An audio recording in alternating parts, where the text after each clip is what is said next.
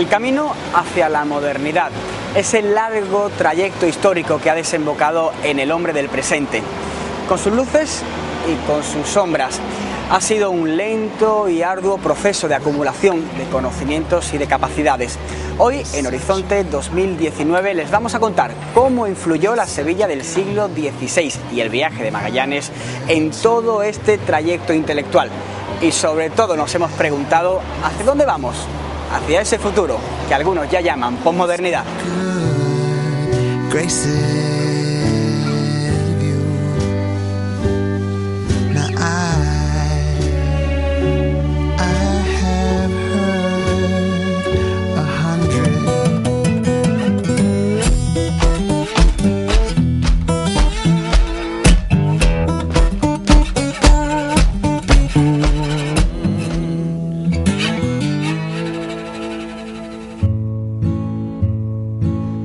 En el camino hacia la modernidad, pocas ciudades son tan decisivas como Sevilla. En el siglo XVI, con el hombre renacentista dando sus primeros pasos, nuestra ciudad se convirtió en la capital de la era de los descubrimientos. Esa carrera marítima que ayudó a superar la Edad Media y por primera vez nos dio una imagen completa de nuestro mundo. Y de eso, de la aportación de Sevilla a la modernidad, voy a charlar con el historiador Manuel Jesús Roldán. Muy buenas.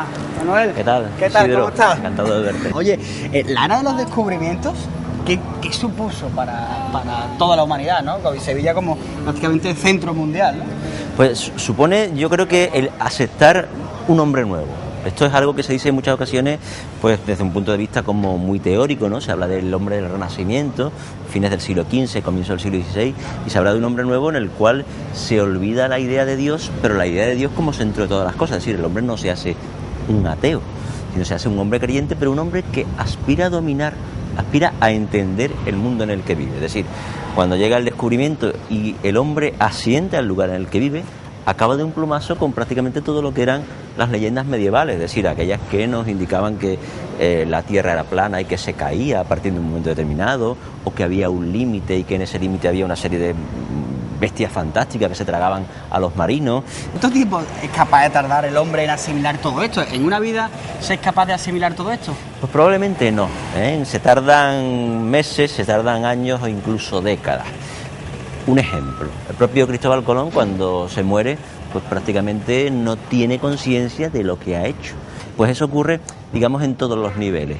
Imagínate que de pronto a una Sevilla que todavía vivía con restos del siglo XV, con restos musulmanes, que vivía con restos de una etapa medieval, pues le hacen ver que hay otras razas, que hay otras culturas, que hay otras formas de entender el mundo, que hay incluso otros productos que se van a comer, que hay incluso unas costumbres nuevas. Imagínate que de pronto llega un alimento como es la papa, que aquí no se conocía y que en un primer momento pues chocará culturalmente, pero llegará a ser, ya pasadas unas décadas, pues el alimento fundamental.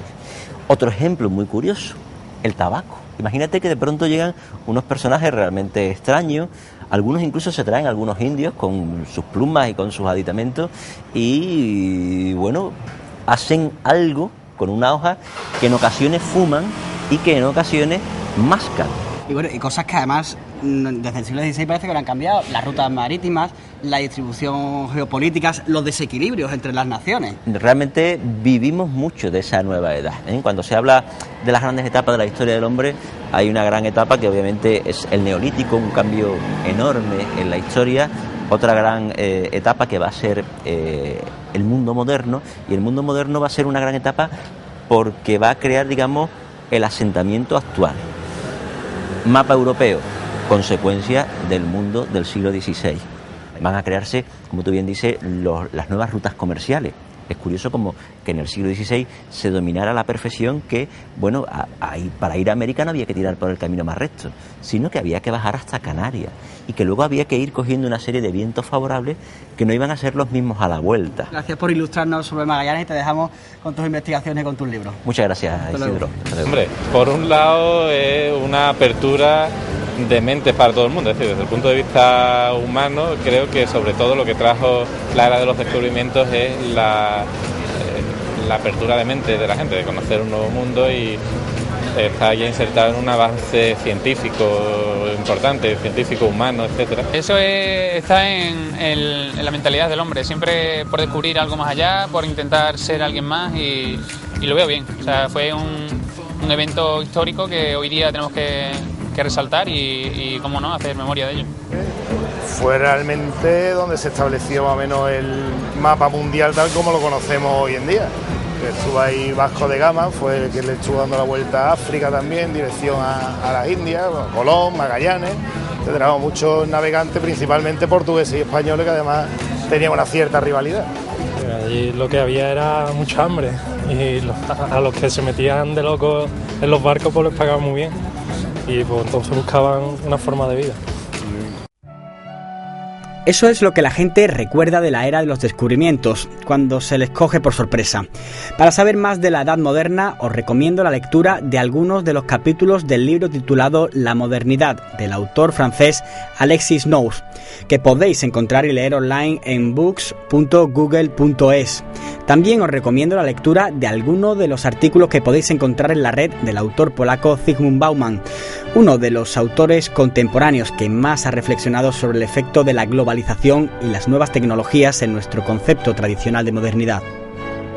En el plano local, las webs y foros de nuestra ciudad siguen hablando del proyecto Sevilla 2019-2022. En sevillasemueve.org también se ha colgado el manifiesto de adhesión a la iniciativa ciudadana, que os animo a suscribir. También la web expo92.es se hace eco del impulso inicial que ha cobrado la conmemoración a partir de 2019 de la Vuelta al Mundo de Magallanes y Elcano. Si te tomas el futuro en serio, participa en el blog horizonte2019.wordpress.com y únete al proyecto Sevilla 2019-2022.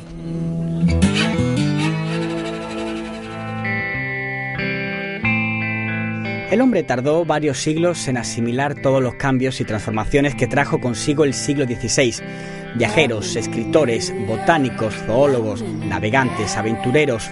Durante siglos, la ciencia europea se lanzó al estudio de los nuevos territorios de ultramar, construyendo un peldaño decisivo en el camino a la modernidad. Todo ello voy a hablar con el historiador mexicano Jaime Peire, pero antes os dejo con nuestra sección de curiosidades. Tras el siglo XVI, la humanidad no volvió a ser la misma. En el mismo siglo en el que el Imperio Español conquistaba América, se abría la primera bolsa de valores en Amberes y Enrique VIII reinaba en Inglaterra. Una serie de hombres como Lutero, Miguel de Cervantes, Shakespeare, Miguel Ángel, Copérnico, Tomás Moro, Erasmo de Róterdam o Fernando de Magallanes, muchos de ellos tomados por herejes o por locos, transformaron para siempre la visión que el hombre tenía de la ciencia, las artes y el pensamiento. Ellos pusieron los cimientos de la modernidad.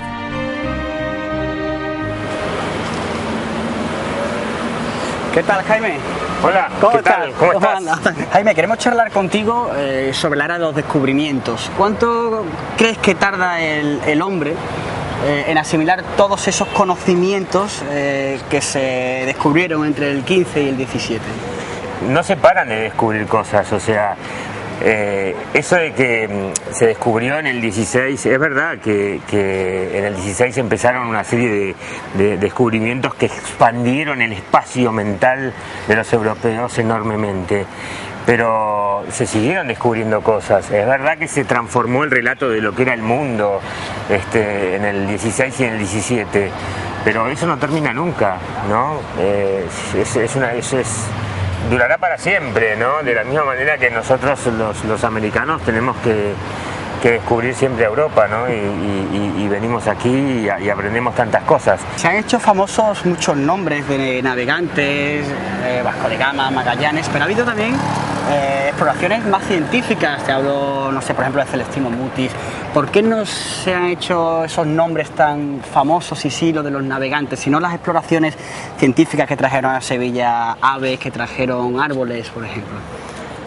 Pues es difícil de decirlo, pero creo que porque no se ha profundizado en eso, en lo importante que es la diversidad, ¿no? El relato modernista es un relato que intenta dar una explicación homogénea del mundo, y lo que encuentra es diversidad.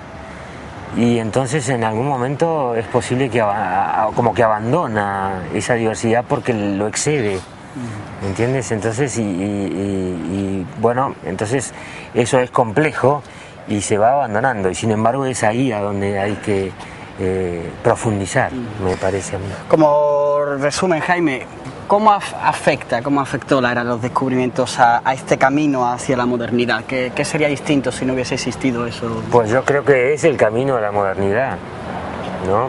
Es el camino de la modernidad. Es lo que expandió a Europa, ¿no? Fuera de sí misma. Y creo que es el gran mérito de Europa, ¿no? Que quizá no tenga China. China tenía los medios para expandirse y no lo hizo. Es decir, lo hizo de manera muy pequeña mediante una talasocracia, que es con navíos, ¿no? Igual que Europa, pero no a la misma escala de Europa. Creo que es, por una parte, el gran mérito de Europa, y creo que por otra parte es el gran desafío que tiene Europa. ¿Qué hacemos con esto, no? Pues muchas gracias, Jaime, que disfrutes de tu estancia en Sevilla por tercera vez y que vuelvas, ¿eh? Bueno, por supuesto, acá siempre se vuelve. Hasta luego, gracias. Bueno, la idea que tuvieron tanto Magallanes como Elcano, ¿no?, que llegó sobre dar la vuelta al mundo, me parece muy interesante y muy importante en aquella época, y en esta época yo creo que mucha gente deberían de darse la vuelta al mundo también, porque yo creo que dar la vuelta al mundo te enseña a conocer muchas culturas diferentes, a ser respetuoso con todo, porque contra más conocemos, más respetuosos somos con la otra gente, ¿no? Y en este caso fue hace 500 años aquí en Sevilla, es muy importante, y yo creo que deberíamos celebrarlo y que se sume mucha gente, ¿no?, a ello, ¿no? Hace casi 500 años que Fernando de Magallanes inició la primera vuelta al mundo, pero van a comprobar en nuestra tercera entrega de la serie Tras las huellas de Magallanes que para algunos pueblos muy pocas cosas han cambiado.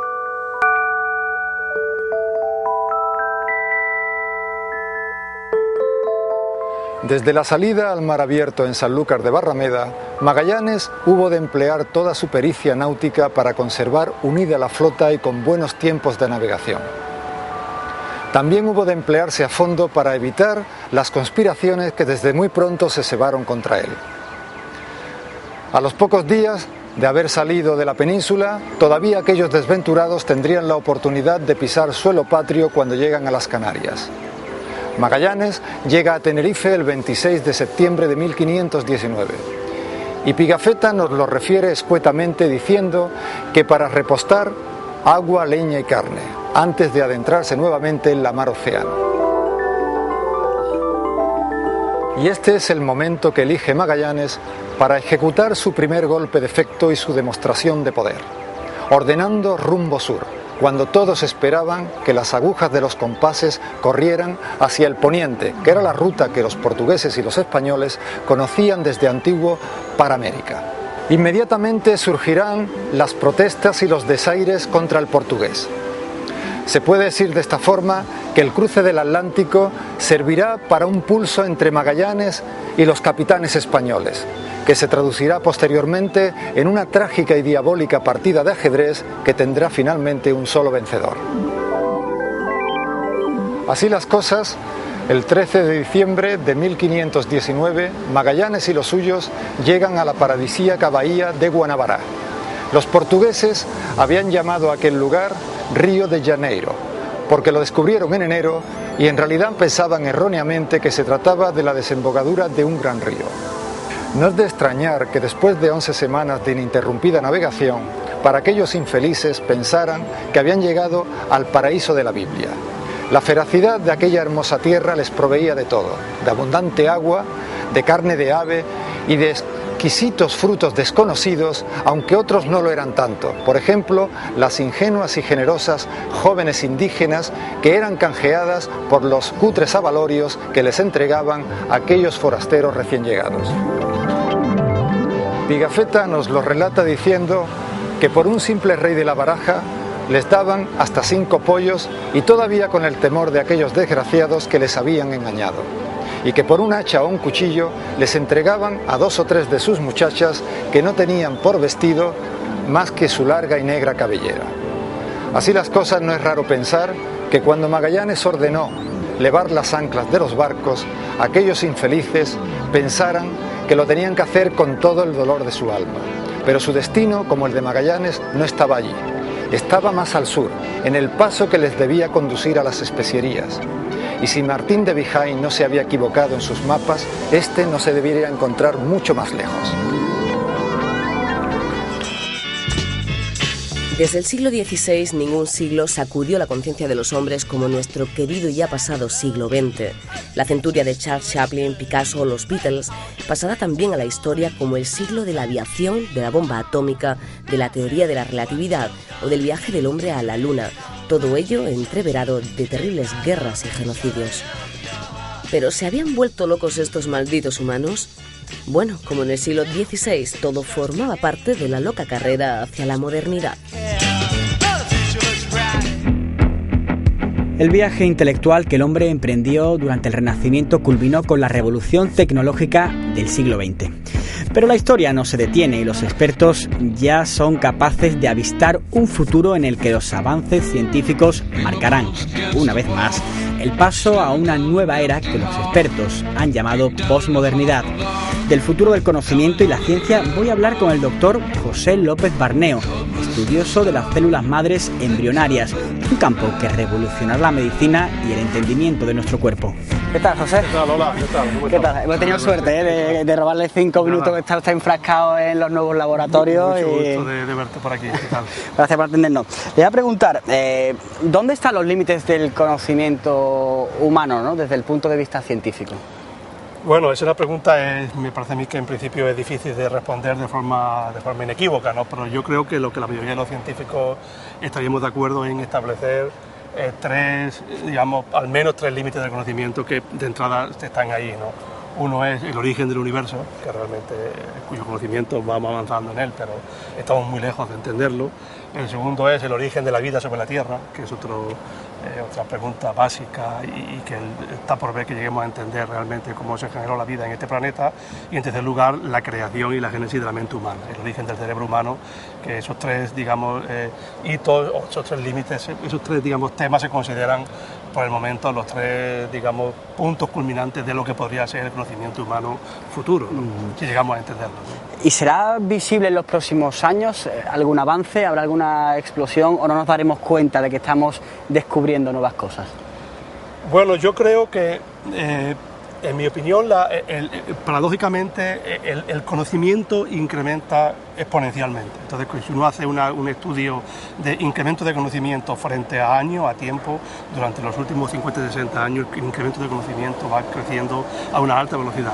Sin embargo, paradójicamente, es un crecimiento uniforme, de grupo. No se están dando, quizás no estamos en la época de los grandes descubrimientos. Quizás la época de los grandes descubrimientos fueron en los siglos XVI, XVII, XVIII y XIX, al principio del XX. Quizás lo más característico de la ciencia actual es que hay permanentemente descubrimientos, a una gran velocidad. Por lo tanto, como vamos tan rápido, no hay grandes hitos. Yo vislumbro que estos tres límites a los que yo antes aludía nos iremos acercando a ellos, pero que esto va a ser gradual, no va a ser nada revolucionario, digamos. ¿Usted se imagina la convulsión que debió suponer el descubrimiento de Magallanes en el siglo XVI, toda esa era de los descubrimientos? Claro, yo creo que esa época tuvo que ser fascinante. Yo creo que en aquel momento de ver que en la Tierra había todo un continente de cuya existencia se desconocía y que había todos millones y millones de personas que vivían allí, seres humanos como nosotros, que también desconocíamos su existencia, tuvo que ser espectacular, tuvo que ser parecido a lo que hoy en día supondría si supiéramos que en Júpiter resulta que hay una población inteligente y que llevas ahí pues también millones de años o centenares de miles de años y de la cual nunca hemos tenido noticias y que de golpe nos encontramos y comenzamos a hablar con ellos. Sería algo como mínimo algo parecido o si cabe todavía más. ¿Y el futuro cómo se vislumbra, sobre todo en su campo, en la medicina, ¿no? ¿Cómo estaremos en 2019 o dentro de 2 o 3 décadas? Bueno, yo creo que este crecimiento exponencial que yo decía del conocimiento del hombre en los campos, lo que más se está manifestando precisamente en el campo de la biología y de la medicina. En el campo biomédico yo creo que en los próximos 10-15 años vamos a asistir, creo yo, a una mejora importantísima en la curación de las grandes patologías que hoy en día nos dominan, como por ejemplo son el cáncer, las enfermedades neurodegenerativas, la enfermedad de Alzheimer, la enfermedad de Parkinson, las enfermedades cardiovasculares, estos tres grupos de patologías que todas tienen algo en común, en que son patologías asociadas a procesos degenerativos de nuestros tejidos. Yo creo que en eso yo creo que puedo vislumbrar que en los próximos 15 años o 20 años va a haber cambios muy importantes que va a hacer que el número de casos y el número de mortalidad y el porcentaje de muerte debido a estos casos van a decrecer de forma exponencial, lo cual va a dar lugar a un incremento en la esperanza de vida muy importante en la población. De hecho, se estima que para el año 2040 la esperanza de vida, la vida media de la población occidental, por ejemplo en España, puede llegar alrededor de los 90 a los 22 años, que en este momento está en 82 años. Entonces se espera que en los próximos 30 años haya un incremento de 10 años de vida media en la población. ¿Y beneficiará todos esos avances a todo el mundo o se acentuarán las diferencias entre los países del primer mundo y los países subdesarrollados? Hombre, yo preveo más, quizá en primera instancia, obviamente, los beneficiados van a ser el primer mundo, pues porque son los países que invierten en investigación y los que van a hacer los descubrimientos y los que van a tener más a mano ese tipo de avances. Eso es inevitable.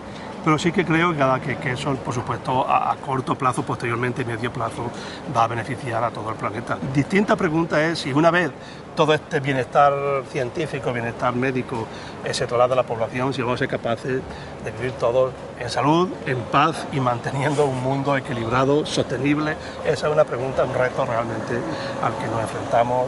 Si vamos a ser capaces de combinar el desarrollo científico y socioeconómico con un planeta sostenible, en el que no solamente todos vivamos bien y en salud, sino que no nos carguemos, no destruyamos el medio ambiente, el planeta, etcétera, etcétera. Eso sí que es un reto, en mi opinión, muy difícil de poder solventar.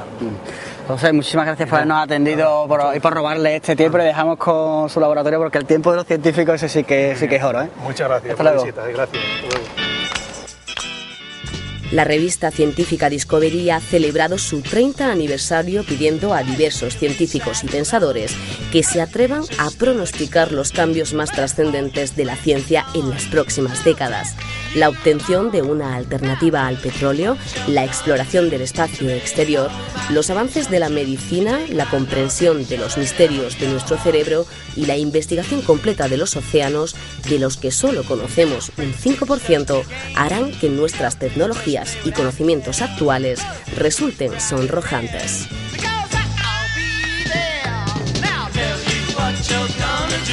Yo creo que deberían ser los objetivos que han tenido siempre, en realidad, mejorar la calidad de vida del ser humano. Eso me parece que debería ser siempre la finalidad de todo conocimiento. No creo que sea necesario explorar en otros aspectos de investigación. Me parece que hay suficiente variedad y diversidad en eso. Incluso algunos estudios científicos me parecen bastante surrealistas, más literarios que científicos, podría decirse. Creo que sí falta una cierta perspectiva humanizante, una complementación de las ciencias con criterios, con pensamientos, con inspiraciones de corte humanista, como para hacer una ciencia en ese sentido mejor. Deberían abocarse al estudio de lo humano, específicamente humano, y de subordinar todos los estudios a una especie de razón práctica de puesta al servicio de la humanidad, para que no se pierda en el hombre lo propiamente humano. En el programa de hoy hemos reflexionado sobre cómo el siglo XVI, el siglo de Fernando de Magallanes, inauguró ese largo proceso de descubrimientos y hallazgos científicos que los historiadores han llamado Edad Moderna, y sobre cómo la ciencia y la tecnología nos han puesto en el umbral de una nueva y apasionante etapa para la humanidad, que será analizada en Sevilla entre los años 2019 y 2022. Nos vemos aquí de nuevo la semana que viene, en Horizonte 2019.